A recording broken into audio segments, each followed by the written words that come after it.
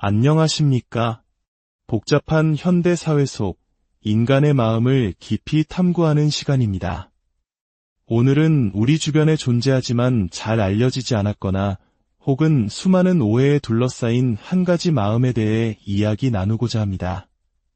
바로 경계선 성격장애입니다. 아마 이 용어를 인터넷이나 미디어를 통해 들어보신 분도 계실 겁니다. 하지만 대부분 자극적이거나 편향된 정보에 노출되는 경우가 많습니다. 오늘 우리는 세계적인 성격장애 전문가들의 연구를 바탕으로 경계선 성격장애에 대한 오해를 바로잡고 그 본질을 정확하게 이해하는 시간을 갖겠습니다. 이 지식을 통해 우리는 누군가를 섣불리 판단하는 대신 그 마음의 깊은 상처를 이해하는 첫걸음을 내디딜 수 있을 것입니다. 본격적인 이야기에 앞서 잠시 시간을 내어 이 지식 콘텐츠의 좋아요를 눌러주시고 채널을 구독해주신다면 저희가 더 깊이 있고 유용한 이야기를 만드는 데 큰 힘이 됩니다. 여러분의 작은 관심이 더 많은 사람들에게 올바른 지식을 전하는 빛이 될 것입니다. 첫째, 우리는 통계적 진실부터 마주해야 합니다. 흔히 인터넷에서는 모든 여성이 경계선 성격장애일 가능성이 있는 것처럼 묘사되곤 하지만 이는 명백한 거짓입니다. 실제 통계에 따르면 전체 인구 중 경계선 성격장애 진단을 받는 비율은 약 2% 미만입니다. 이는 10명 중 1명 정도에 해당하는 매우 낮은 수치입니다. 나머지 49명은 이 장애의 범주에 속하지 않습니다. 더 중요한 사실이 있습니다. 과거에는 경계선 성격장애가 주로 여성에게 나타나는 장애라는 성편향적인 오해가 있었습니다.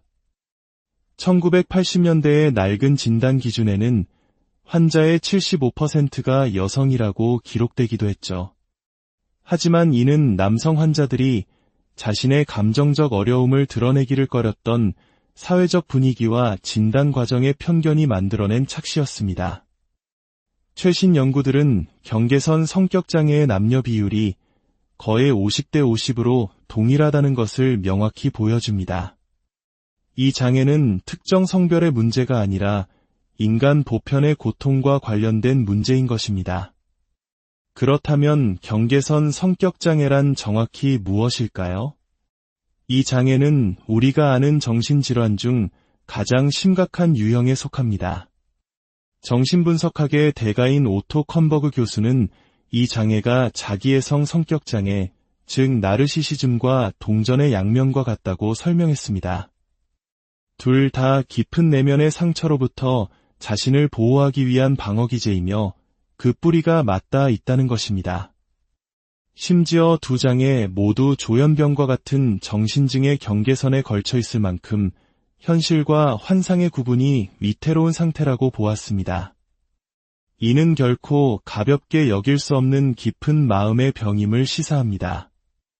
경계선 성격장애를 진단하기 위해서는 반드시 나타나는 7가지의 핵심적인 임상적 특징이 있습니다. 지금부터 하나씩 자세히 살펴보겠습니다. 첫 번째, 그리고 가장 핵심적인 특징은 정서적 불안정성입니다. 흔히 감정 기복이라고도 불리지만 일반적인 수준을 훨씬 뛰어넘습니다. 긍정적이든 부정적이든 한번 감정이 몰아치면 마치 쓰나미처럼 개인을 완전히 압도하여 일상생활을 불가능하게 만듭니다.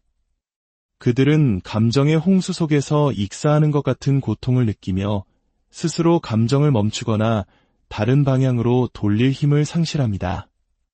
두 번째는 기분 반응성입니다.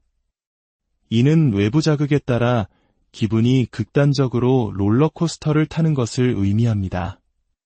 많은 임상가들이 이를 조울증, 즉 양극성 장애로 오진하는 경우가 많지만 둘은 근본적으로 다릅니다. 양극성 장애의 기분 변화 주기가 며칠, 몇 주, 혹은 몇 달에 걸쳐 서서히 일어나는 반면 경계선 성격장애의 기분 변화는 단 몇 분, 혹은 몇 시간 만에 천국과 지옥을 오갈 정도로 매우 빠르고 급작스럽게 나타납니다. 세 번째 특징은 격렬하고 불안정한 대인관계입니다. 이들의 관계는 한편의 드라마와 같습니다. 관계 초반에는 놀라울 정도로 빠르게 헌신을 맹세하고 모든 것을 바칠 것처럼 행동하지만 그 관계를 안정적으로 유지하는 데에는 극심한 어려움을 겪습니다. 만약 경계선 성격장애를 한 단어로 요약해야 한다면 그것은 바로 불안정성일 것입니다. 감정, 기분, 관계, 정체성 등 삶의 모든 영역에서 불안정성이 나타납니다. 이러한 관계의 불안정성은 분열이라는 유아기적 방어기제에서 비롯됩니다. 분열이란 세상의 모든 것, 모든 사람을 완전히 좋은 것과 완전히 나쁜 것이라는 흑백 논리로만 보는 사고방식입니다. 회색지대는 존재하지 않습니다. 이 때문에 관계에서 상대방을 완벽한 천사처럼 여기는 이상화 단계로 시작합니다. 그들은 파트너, 직장 동료, 친구를 비현실적일 정도로 이대한 존재로 떠받듭니다. 하지만 그 기대가 너무나 비현실적이기에 상대는 반드시 실망을 안겨줄 수밖에 없습니다. 아주 작은 흠결이라도 발견되는 순간 그들은 순식간에 평가절하 단계로 돌입하여 상대를 쓸모없고 사악한 악마로 취급해버립니다. 네 번째는 두 개의 상반된 불안이 공존한다는 점입니다. 하나는 버림받는 것에 대한 극심한 공포, 즉 유기 불안입니다. 상대에게 버려지거나 거절당하거나 무시당할 것을 병적으로 두려워하며 상대에게 매달리고 집착하는 모습을 보입니다. 하지만 역설적으로 상대가 그 사랑에 화답하여 친밀감을 표현하고 안정적인 관계를 제공하려 하면 이번에는 압도될 것에 대한 불안을 느낍니다. 친밀함이 자신을 삼켜버리고 구속하고 질식시킬 것이라는 공포에 사로잡혀 상대를 밀어내고 도망치려 합니다. 이들은 친밀함을 갈망하면서도 동시에 두려워하는 접근의 피해 고통스러운 굴레에 갇혀 있습니다. 다섯 번째는 정체성 혼란입니다. 이들에게는 안정된 자아가 없습니다. 마치 카멜레온처럼 만나는 사람이나 처한 상황에 따라 가치관, 신념, 행동, 심지어 외모까지도 극단적으로 변합니다. 어제는 독실한 신자였다가 오늘은 무신론자가 되고, 어제는 보수적인 정치관을 가졌다가 오늘은 급진적인 운동가가 되기도 합니다. 이는 내면에 단단한 중심이 없기 때문에 외부 세계를 통해 끊임없이 자신을 규정하려는 처절한 몸부림입니다. 여섯 번째는 만성적인 공허감입니다. 이들의 내면에는 거대한 구멍, 블랙홀과 같은 텅 빈 느낌이 자리 잡고 있습니다. 무엇으로도 채워지지 않는 이 공허감은 극심한 고통을 유발하며 이를 벗어나기 위해 무모한 행동에 빠져들게 만듭니다. 마지막 일곱 번째 특징은 바로 이 공허감을 채우기 위한 충동적이고 자기 파괴적인 행동입니다. 물질 남용, 무분별한 성관계, 폭식, 과소비, 난폭 운전 등이 이에 해당합니다. 또한 자해 행동이나 자살 시도와 같은 극단적인 자기 파괴로 이어지는 경우도 매우 흔하며 이는 경계선 성격 장애가 얼마나 치명적일 수 있는지를 보여주는 부분입니다. 여기서 많은 분들이 혼동하는 지점이 있습니다. 바로 러브 바밍이라는 용어입니다. 일부 자칭 전문가들은 경계선 성격장애 환자들이 상대를 조종하기 위해 의도적으로 러브 바밍을 한다고 주장하지만 이는 사실과 다릅니다. 러브 바밍은 자신의 위대함을 투사하고 상대를 중독시켜 조종하려는 나르시시스트의 전형적인 행동 패턴입니다. 반면 경계선 성격장애 환자가 관계 초기에 보여주는 헌신과 사랑은 진심입니다. 그들은 정말로 상대를 사랑하고 행복하게 해주고 싶어하며 그 관계의 모든 것을 겁니다. 나르시시스트가 사랑할 능력이 없는 반면 경계선 성격장애 환자는 사랑할 수 있는 능력을 가졌습니다.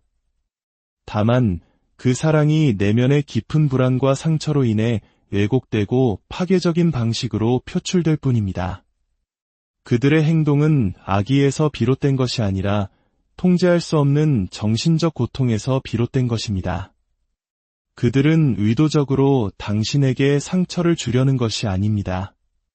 그들은 정신적으로 아픈 사람들입니다. 그들의 세계는 환상과 현실이 뒤섞여 있으며 그 안에서 살아남기 위해 발버둥 치는 것뿐입니다. 물론 그 과정에서 주변 사람들은 심각한 상처를 입고 삶이 파괴되기도 합니다. 그 피해가 사실이 아니라는 뜻이 아닙니다. 다만 우리는 그 행동의 원인이 악의가 아닌 질병에 있다는 것을 이해해야 합니다. 이는 마치 사이코패스와의 차이점과도 같습니다. 사이코패스의 가해 행동은 명확한 목적을 가진 계획적이고 의도적인 행위이지만 경계선 성격장애나 나르시시스트의 파괴적 행동은 병리적인 내면 세계가 현실을 왜곡하여 벌어지는 비극에 가깝습니다. 그렇다면 왜 나르시시스트들은 유독 경계선 성격장애를 가진 사람에게 강하게 끌리는 것일까요? 여기에는 두 가지 깊은 이유가 있습니다. 첫 번째는 그들의 병리가 놀라울 정도로 서로를 보완하기 때문입니다. 경계선 성격장애 환자는 자신의 혼란스러운 내면을 통제하고 안정시켜줄 절대적이고 완벽한 존재를 갈망합니다. 그들은 파트너를 신처럼 숭배하며 자신의 모든 것을 내어주고 통제권을 넘겨버립니다. 이는 스스로를 위대하고 완벽한 존재로 여기는 나르시시스트의 병적인 욕구를 완벽하게 충족시켜줍니다. 나르시시스트는 구원자, 치유자, 지도자의 역할을 맡으며 자신의 위대함을 확인하고 경계선 성격장애 환자는 그 안에서 안정감을 느끼는 공동의 환상을 만들어냅니다. 서로의 가장 깊은 병리적 욕구가 맞물려 돌아가는 완벽한 톱니바퀴와 같습니다. 두 번째 이유는 그들이 같은 상처를 공유하기 때문입니다. 나르시시스트와 경계선 성격장애 환자는 놀랍게도 매우 유사한 유년기 환경에서 성장한 경우가 많습니다. 정서적 방임, 학대, 과잉보호, 부모의 정서적 착취 등 기능이 마비된 가정에서 깊은 상처를 입은 아이들이라는 공통점이 있습니다. 그들은 서로를 처음 만난 순간 말로 설명할 수 없는 깊은 유대감을 느낍니다. 내 평생 이렇게 나를 이해해준 사람은 없었어라고 느끼는 것입니다. 그들은 서로의 텅 빈 내면, 즉 공허한 핵을 알아봅니다. 서로의 존재를 통해 자신의 텅 빈 부분을 채우려는 시도는 처음에는 서로에게 구원처럼 느껴집니다. 나르시시스트는 경계선 성격장애 환자를 만나 생기를 얻고 경계선 성격장애 환자는 나르시시스트를 만나 안정감을 느낍니다. 하지만 이 관계는 필연적으로 파국을 맞이합니다. 경계선 성격장애 환자에 압도될 것에 대한 불안이 결국 스위치를 켜기 때문입니다. 친밀함이 극에 달했을 때 그들은 질식할 것 같은 공포를 느끼고 상대를 밀어내거나 배신하거나 공격하는 방식으로 관계를 파괴합니다. 이러한 관계에 장기간 노출된 파트너는 어떻게 될까요?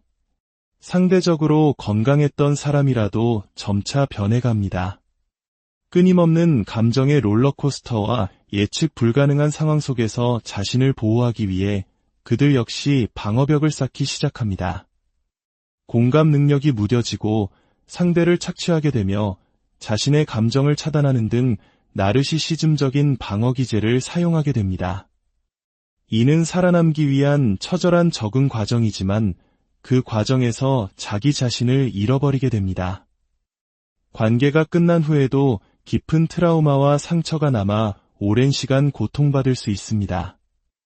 결국 이 관계는 양쪽 모두에게 씻을 수 없는 상처만을 남기는 루즈루즈 게임이 될 수밖에 없습니다. 오늘 우리는 경계선 성격장애라는 복잡하고 고통스러운 마음의 세계를 잠시 들여다보았습니다. 이 이야기는 특정인을 비난하거나 낙인 찍기 위함이 아닙니다. 오히려 우리가 얼마나 쉽게 오해에 빠지고 겉으로 드러나는 행동만으로 사람을 판단하는지를 돌아보기 위함입니다. 모든 파괴적인 행동의 이면에는 깊은 상처와 고통의 외침이 숨어 있을 수 있습니다. 이해는 곧 용서나 합리화를 의미하지 않습니다. 다만 우리가 인간의 복잡한 내면을 조금 더 깊이 이해하려 노력할 때 비로소 우리는 서로에게 더 나은 세상, 더 따뜻한 공동체를 만들어갈 수 있을 것입니다. 마음의 건강은 개인의 문제를 넘어 우리 사회 전체가 함께 고민하고 보듬어야 할 중요한 과제입니다. 오늘 이야기가 여러분의 마음에 작은 울림을 주었기를 바랍니다. 이 영상의 내용이 유익했다면 좋아요와 구독을 통해 저희 채널을 응원해 주십시오. 여러분의 지지는 저희가 더 깊이 있는 지식의 여정을 계속하는데 가장 큰 원동력이 됩니다.